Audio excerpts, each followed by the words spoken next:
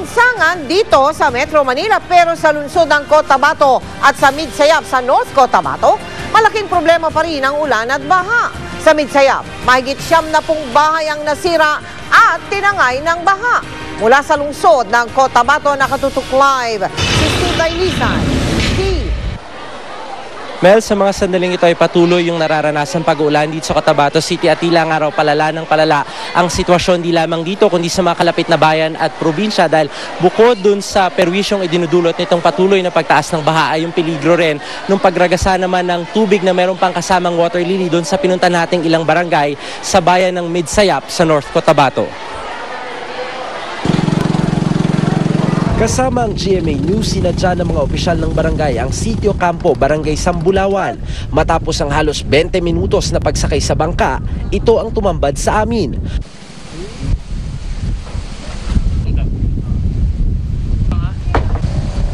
Mga nasira at nakahapay na bahay dahil sa tubig baha. Ang iba, di na makita. Tuluyan na raw nadala ng agos at nagkapira-piraso dahil yari sa kahoy. 26 na bahay ang naapektuhan.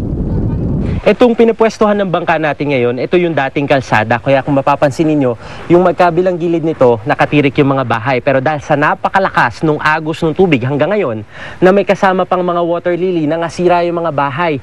Yung bahay na yan, hindi naman daw dati dyan nakapwesto. Dun sa kabilang kalsada. Pero dahil tinangay ng agos, nawasa. Malakas na ugong daw na dinig ng mga residente kagabi, kasabay ng pag-uulan.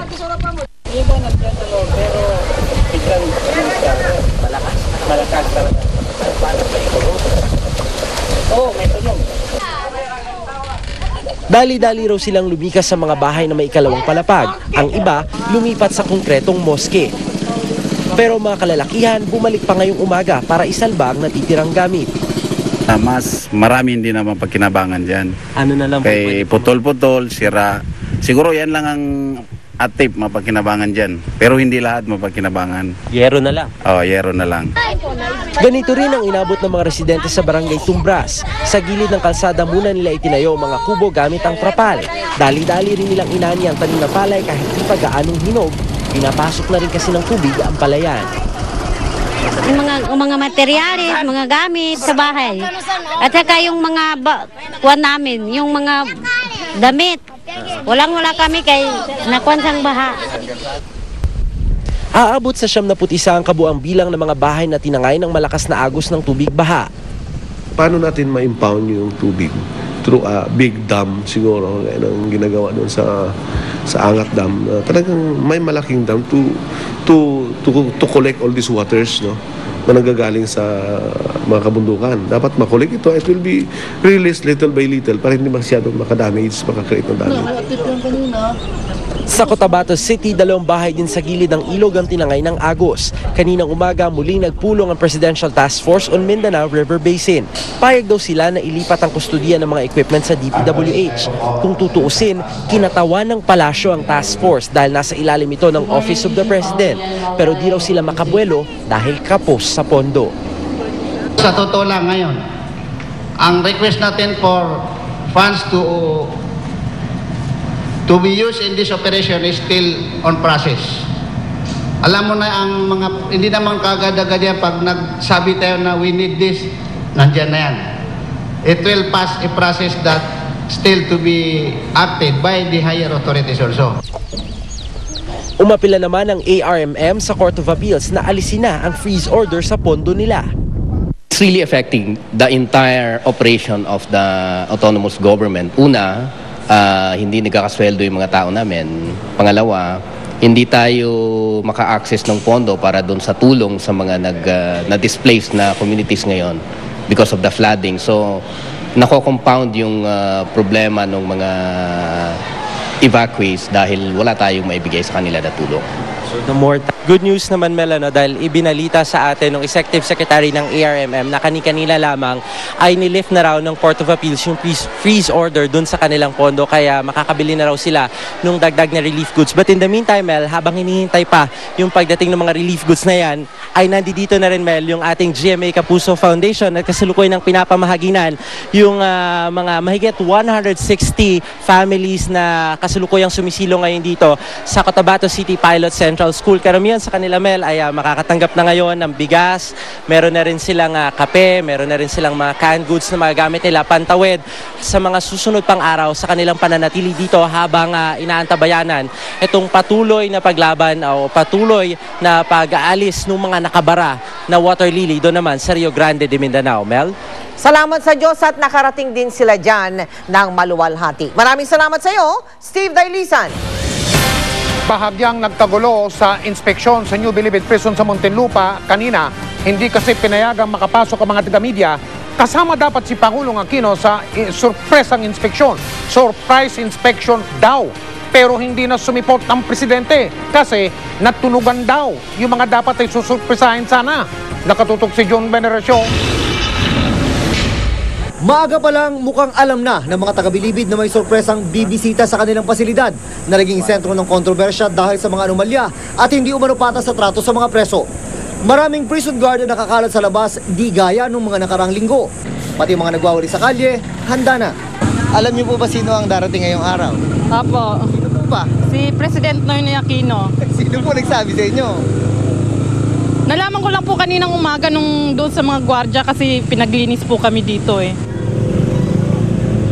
Pero nang dumating si Justice Secretary Laila de Lima, nagkaalaman na nakanselado na ang surprise inspection.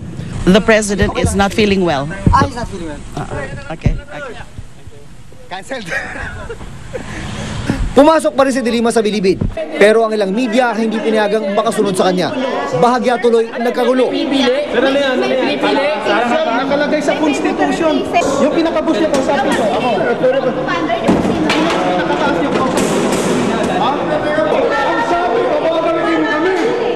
Ang sabi ko, papasukin kami. Nagpapasa pa sila. Ayun ako sinasabi ng ganyan. Sinungaling kayo eh. Sinungaling kayo. Sa bandang huli, pinapasok din kami. Nagkaroon lang daw ng konting kalituhan. May orders to let all those media in. Siya mismo humarang sa amin. Wala pang nakakarating sa akin na binigyan ng approval. Pero Channel 9, tama yung kanina. Diretso kayo. Sige, tama na to. Tama na to. Ang maximum security compound, bakante na bilang paghahanda sa pagdating sana ng Pangulo. Halos walang katao-tao sa kulungang karaniwan ng magulo at masikip. Pero ayon sa palasyo, walang sakit ang Pangulo. Di na raw nito itinuloy ang inspeksyon sa Bilibid dahil ang sorpresang pagbisita maagang kumalat sa media at maging sa mga taga-Bilibid. It might have been leaked out somewhere, so I really don't know. So wala po siyang sakit? I don't know. Basta ang natanggap ko lang balita is na-cancel yung meeting, so I haven't spoken to the President about it. Si de Lima sinamantala ang pagkakataon at kinausap ang tinaguriang Abadilla 5 na nakikiusap na bigyan sila ng executive clemency. Nag-ikot na rin sa ilang pasilidad ng Bilibid gaya ng ospital. At kasabay ng pag-alis ni de Lima, ang pag-alis na rin ng mga prison guard na unang nakaposte sa labas ng Bilibid. Sa mga darating na araw ay nais pa rin daw ni Pangulong Noynoy Aquino na ituloy ang pagbisita dito sa New Bilibid Prison. Nais daw ng Pangulo na siya mismo ang makakita sa sitwasyon dito at malaman kung ano-ano ang mga problema sa kulungan na ito. John Veneracion, Nakatutok, 24 Oras. Humingi na ng paumanhin ang nagluto sa handaan sa Kalumpit sa Bulacan kung saan nalasan na food poison ang halos 200 katao. Pero ang hinala niya, hindi daw yung kanyang nilutong spaghetti, kundi ang yelo sa handa nilang inumin ang nakalason sa mga biktima. Mula sa Bulacan, Nakatutok Live, si Lia Manyala. Lia. Mel, sa ating panayam nga sa mismong nagluto ng handa, posible raw na yung yelo na inihalo niya sa juice ang nakalason sa mahigit 200 sa kanyang kapitbahay. Nang hihinat sumasakit pa rin ang tiyan ni Nedy Tolentino, ang mismong naghanda ng spaghetti at orange juice na inihanda sa mga residente ng barangay May Sulaw nitong Sabado. Second birthday kasi ng kaisa-isa nilang apo, kaya pinaghandaan ng lola.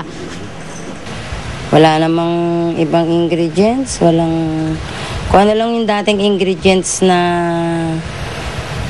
niluluto ko, yun lang, wala nang iba. Nahihiyaman ako, tsaka naawa ako dun sa mga talagang nahirapan. Sana naintindihan nila na walang may gusto nang nangyari, walang sumadya. Duda ni Nedy, ang yelong hinalo sa orange juice ang nakadali sa kanyang mga kapitbahay. Actually, ang ginamit namin yung purified water. Yung yelo kasi binili namin sa tindahan. Siyempre, sa gripo kinukuha yung panggawa ng yelo, di ba? Minsan kasi may time na ganun, yung tubig na nanggagaling sa gripo, hindi siya malinis na malinis. Kaninang umaga, nagsagawa na ng rectal swabbing sa 115 na pasyenteng na ospital. 3 hanggang 4 na araw bago lumabas ang resulta ng test. Ipapadala pa kasi ito sa RITM sa Maynila para masuri. Kung ano bang klaseng microorganism ang nag-cause ng pagtatain. At the same time, matukoy natin ano ba talaga yung naging source nito. No? Sa huling bilang mula nitong linggo, 68 na ang nakauwi, 47 na lang ang nananatiling nakakonfine dito sa ospital. Ang mga naiwan, dumadaing pa rin. Napakain ko sila ng saging, tapos yung apple, basta yung fruits. Isang taon di kami kakain ng spaghetti. Ang ilan namang napauwi na partikular ang mga buntis, itinakbo pa muli sa ospital dahil sumakit uli ang tiyan. Hinihintay pa ang resulta ng isinagawang water sampling kahapon. Pinatitignan na rin ng lokal na pamahalaan ang mga tubo ng tubig sa lugar. Pero ayon sa Kalumpit Water District, walang problema ang tubig nila. Hindi, yung pipeline, hindi yung may-ari. Kumari ang linyang plastic para hindi nagkakaroon ng oxidation. Para makasiguro, rasyon muna ang mineral water sa barangay. Ang iinumin, ipangluluto at ipanghuhugas nila. Samantala, 1 linggo pa ang hihintayin para naman malaman ang resulta ng ginagawang test sa samples ng spaghetti at juice na nakuha sa bahay ng mga Tolentino. Mel? Maraming salamat sa iyo, Lia Manyala. Sa isa pang kahintulad na balita, labis ang pag-iinagpis ng mga magulang ng 2 batang namatay sa pagkalason sa Tugigaraw naman. Sinisisi nila ang guro na nagluto ng rice noodles na nahaluan umano ng kemikal. Nakatutok sa Tugigaraw Live si Micaela Papa. Micaela. Mike, nagsimula ng investigasyon ng Department of Education, Department of Health at ng Tugigaraw City Police sa food poisoning na nangyari sa Lorion Bajo Elementary School kahapon kung saan 2 bata ang namatay. Pangarap ni Jessica May Bangayan na maging isang guro. Kaya naman mahirap daw tanggapin na posibleng isang guro rin ang naging dahilan ng pagpanaw ni Jessica. Ang sinisisi kasi ni Janet, si Nicolasa Fresado, ang home economics teacher na nagluto ng sinantak o rice noodles na pinaniniwala ang dahilan ng food poisoning na ikinamatay ni Jessica.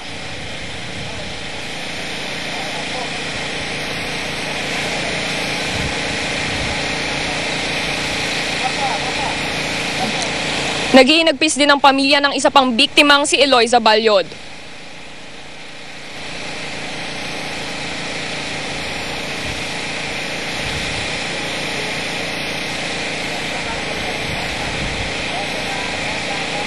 Binisita kanina ni DepEd Secretary Armin Luistro ang 4 na pupang nakakonfine na biktima ng food poisoning.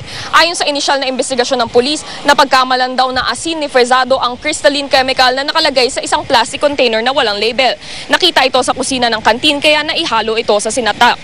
Ang DepEd nagsasagawa raw ng sariling investigasyon. Posibleng magkaroon ng implikasyon ang kaso sa DepEd Memorandum 90-2007 na nagsasaad ng mga alituntunin sa mga school canteen.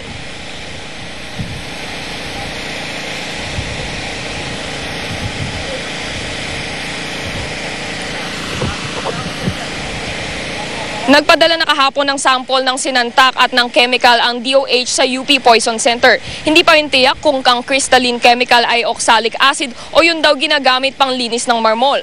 Nagpakita kasi ng pangingitim ng daliri at bibig ang mga biktima na ayon sa DOH ay hindi consistent sa oxalic poisoning. Ilan kasi sa sintomas ng oxalic poisoning ay ang paglabo ng paningin at kumbulsyon na hindi naramdaman ng mga biktima.